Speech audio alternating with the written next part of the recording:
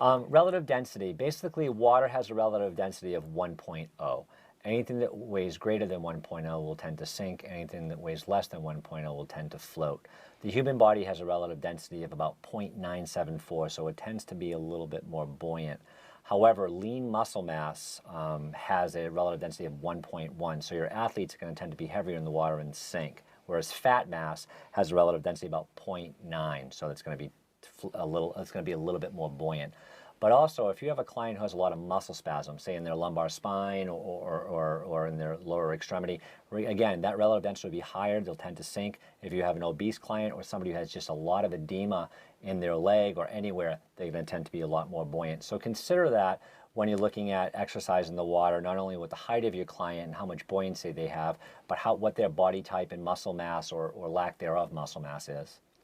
Another thing you can do if you've got someone that is too buoyant for you is you can have a dive belt available to put around their waist to try and hold them down a little bit in the water when they're using closed chain exercises. It just allows them to have a more normal gait and utilize the water effectively rather than them trying to fight to push down. They can help hold them in the water.